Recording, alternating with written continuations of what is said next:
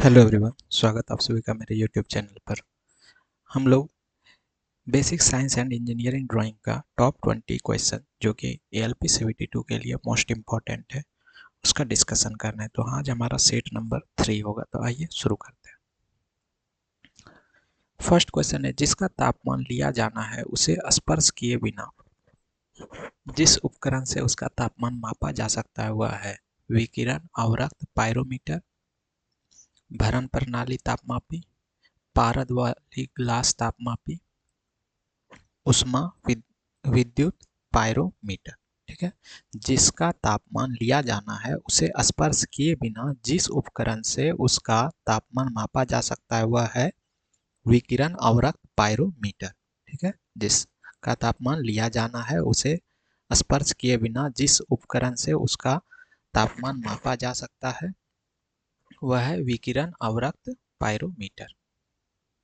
समान त्रिज्या की एक लोहे की गेंद व लकड़ी की गेंद को निर्वात में h ऊंचाई से गिराया जाता है। ठीक है, निर्वात में h ऊंचाई से गिराया जाता है। दोनों को पृथ्वी तक पहुंचने में लगा समय होगा लगभग समान, बिल्कुल समान, असमान, इनमें से कोई नहीं। ठीक है, तो समान त्रिज्या की एक लोहे की गेंद व लकड़ी की गेंद को निर्वात से h ऊंचाई से गिराया जाता है।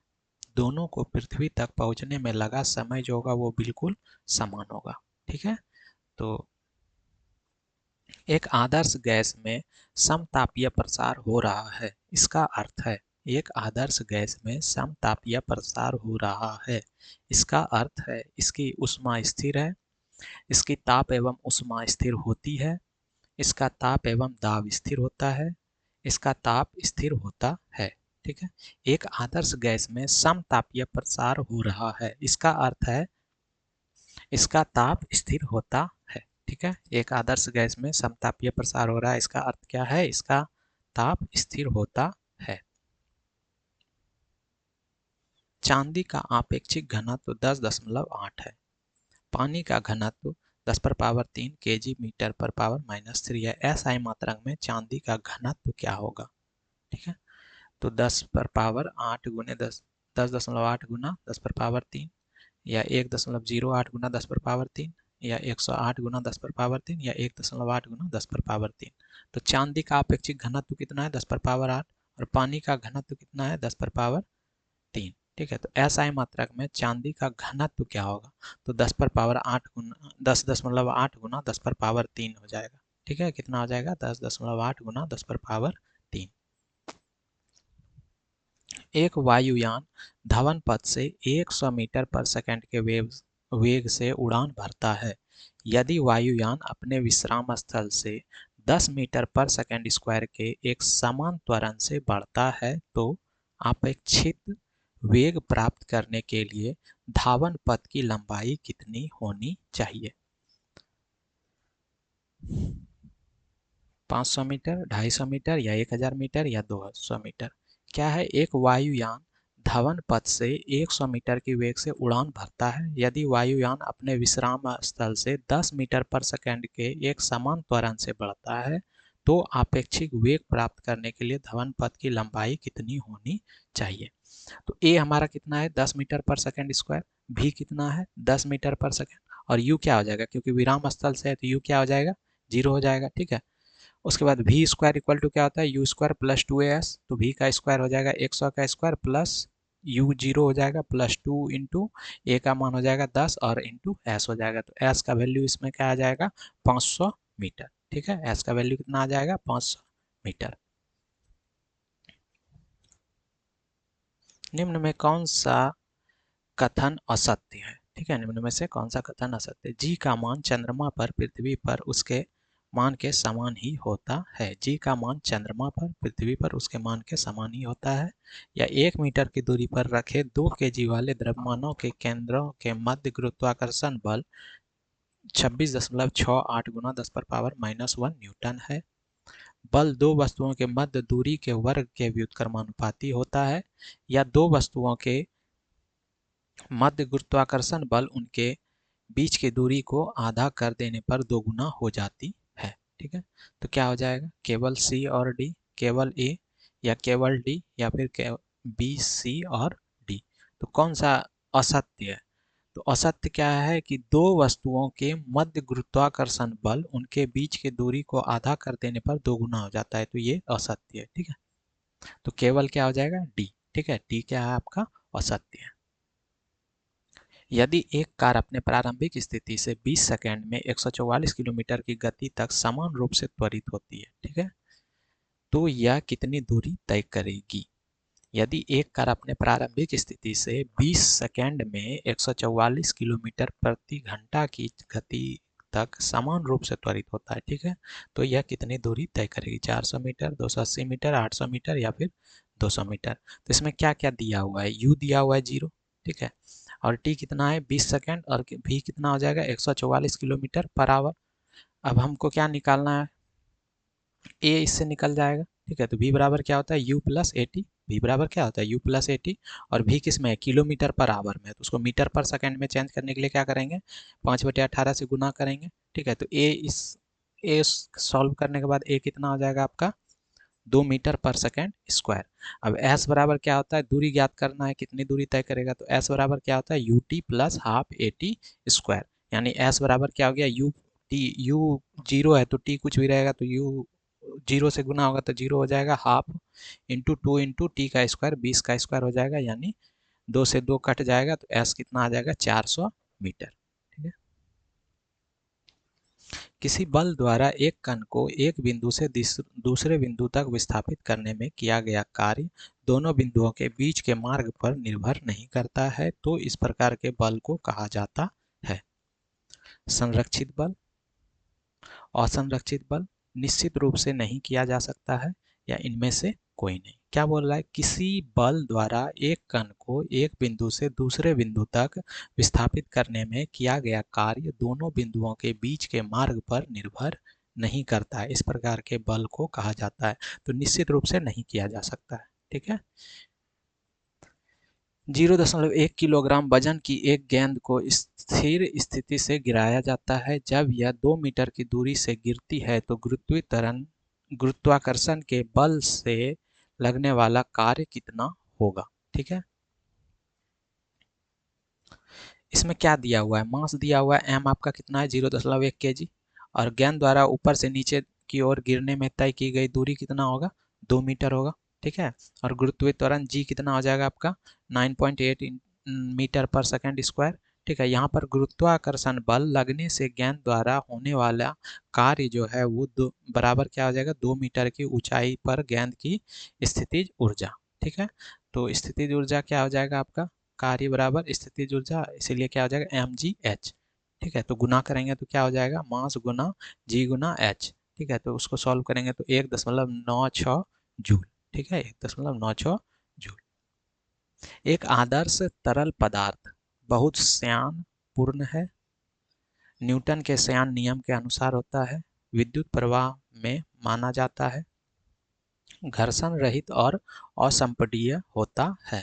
ठीक है, एक आदर्श तरल पदार्थ बहुत श्यान होता है, न्यूटन के श्यान नियम के अनुसार होता है, विद्युत प्रवाह में माना जाता है, घर्षण रहित और असंपीड्य होता है। ठीक है, तो क्या हो जाएगा, एक आदर्श तरल पदार्थ क्या होगा, घर्षण रहित और असंपीड्य होता है। ठीक है, एक आदर्श तरल पदार्थ कैसा होगा, घर्षण रहित और असंपीड्य होता है। एक घर से एक माह में 900 गुना 10⁻6 जूल ऊर्जा की खपत हुई। इकाई में यह ऊर्जा कितनी है। ठीक है, इकाई में यह ऊर्जा कितनी है, तो एक माह में कितना खपत हुआ है, 900 गुना 10⁻6 जूल, तो 25 या 2.5 या 2500 या 250। ठीक है, तो इसमें क्या है, 3.6 गुना 10⁻6 जो जूल होता है वो 1 यूनिट के बराबर होता है। ठीक है, 3.6 गुना 10⁻6 जूल जो होता है वो क्या होता है, 1 यूनिट के बराबर होता है। तो इतना जूल में क्या हो जाएगा, इसको भाग देंगे तो कितना आ जाएगा हमारा 250 यूनिट, यानी कि डी नंबर। पृथ्वी की सतह द्रव्यमान m और त्रिज्या r पर गुरुत्वाकर्षण के कारण त्वरण डैश के अनुपातिक होता है। किसके अनुपातिक होता है,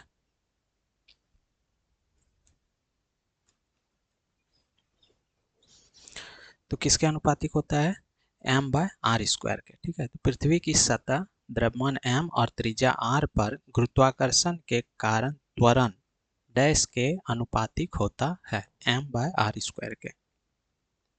निम्नलिखित में से दाब की बीमा सूत्र क्या है? mL/2, mL-2 ठीक है, mL/-1 T/-2 और mL/-2 T/-2 mL/-1 T/-1। तो निम्नलिखित में से दाब का बीमा सूत्र क्या हो जाएगा? mL/-2 -1 T/-2 mL/-1 T/-2। दाब का बीमा क्या हो जाएगा?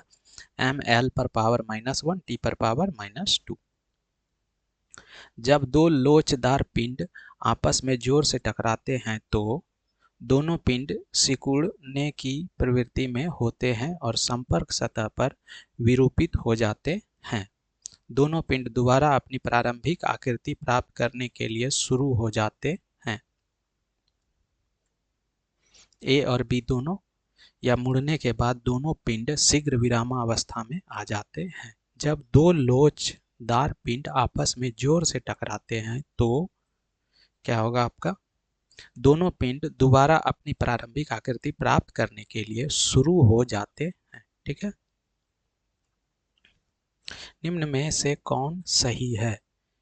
जल का विशिष्ट आयतन जब 0 डिग्री सेल्सियस पर ऊष्मा दी जाती है पहले बढ़ता है और फिर घटता है, पहले घटता है और फिर बढ़ता है, समान रूप से बढ़ता है या समान रूप से घटता है। तो निम्नलिखित में से कौन सा सही? जल का विशिष्ट आयतन जब 0 डिग्री सेल्सियस पर ऊष्मा दी जाती है तो उसका विशिष्ट आयतन क्या होगा? पहले घटता है फिर बढ़ता है। ठीक है, जल का विशिष्ट आयतन जब 0 डिग्री सेल्सियस पर ऊष्मा दी जाती है तो क्या होगा? पहले घटता है फिर क्या होता है?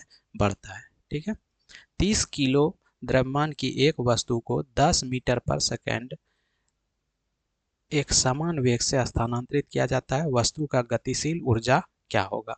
तो 30 किलो है और उसका वेलोसिटी कितना है? 10 मीटर पर सेकेंड। तो कितना हो जाएगा? Kinetic 1/2 mv²। ठीक है, तो हाफ mv²। तो इसको सॉल्व करेंगे तो कितना आ जाएगा? 1500 जूल। ठीक है, तो बी जो ऑप्शन हो जाएगा। किसी गेंद को 5 मीटर प्रति सेकेंड के वेग से 96.6 मीटर की ऊंची इमारत की छत के से अनुप्रस्थ प्रक्षेपित किया जाता है तो वह गेंद धरातल पर पहुंचने में कितना समय लेगी? ठीक है, 5 सेकेंड, 4 सेकेंड या 3 सेकेंड या 2 सेकेंड। तो यू क्या है आपका? 0 है। जब ऊपर से गिराते हैं तो यू क्या होता है? 0। और जी कितना है? 9.8 मीटर पर सेकेंड स्क्वायर। और एस कितना है आपका? दूरी कितना है? 19.6 मीटर। ठीक है, तो एस बराबर क्या हो जाएगा? UT plus half GT²। ठीक है, तो यू एस क्या हो गया आपका? 19.6 हो गया और यू तो 0 है तो टी का यू टी क्या हो जाएगा? पूरा 0 हो जाएगा और हाफ इंटू जी का वैल्यू 9.8 है और टी का स्क्वायर हो जाएगा। उसके बाद ये क्या हो जाएगा? 19.6 गुना 2 से 9.8, 2 से कटेगा तो 4.9 आ जाएगा। तो टी बराबर क्या हो जाएगा आपका? 2 सेकेंड, यानी कि डी नंबर। ठीक है, खाना पकाने के बर्तन के गुणों का निम्न में से कौन सा गुण सर्वाधिक वांछनीय है? उच्च विशिष्ट ऊष्मा व निम्न तापीय चालकता। निम्न विशिष्ट ऊष्मा व उच्च तापीय चालकता। उच्च विशिष्ट ऊष्मा या उच्च तापीय चालकता। निम्न विशिष्ट ऊष्मा व निम्न तापीय चालकता। तो क्या हो जाएगा हमारा? खाना पकाने के बर्तन के गुणों का निम्न में से कौन सा गुण सर्वाधिक वांछनीय है? कौन सा हो जाएगा? निम्न विशिष्ट ऊष्मा व उच्च तापीय चालकता। ठीक है, खाना पकाने के बर्तन के गुणों का निम्न में से कौन सा गुण सर्वाधिक वांछनीय है? निम्न विशिष्ट ऊष्मा व उच्च तापीय चालकता। 1 किलो कैलोरी ऊष्मा का मान होता है 4.2 जूल, 4.2 गुना 10 पर पावर 2 जूल, 4.2 गुना 10 पर पावर 3 जूल या 4.2 गुना 10 पर पावर 4 जूल। तो क्या हो जाएगा? 4.2 गुना 10 पर पावर 3 जूल। ठीक है, गुरुत्वाकर्षण द्वारा किया गया कार्य किस पर निर्भर करता है? वस्तु की आरंभिक और अंतिम अवस्थाओं की ऊर्ध्वाधर ऊंचाइयों के अंतर पर, वस्तु की आरंभिक और अंतिम अवस्थाओं में परिवर्तन के अंतर पर, वस्तु की आरंभिक और अंतिम अवस्थाओं की ऊर्ध्वाधर ऊंचाइयों के योग पर या फिर वस्तु की क्षैतिज अवस्था के में अंतर पर। गुरुत्वाकर्षण द्वारा किया गया कार्य किस पर निर्भर करता है? तो वस्तु की आरंभिक और अंतिम अवस्थाओं की ऊर्ध्वाधर ऊंचाइयों के अंतर पर। ठीक है, गुरुत्वाकर्षण द्वारा किया गया कार्य किस पर निर्भर करता है? वस्तु की आरंभिक और अंतिम अवस्थाओं की ऊर्ध्वाधर ऊंचाइयों के अंतर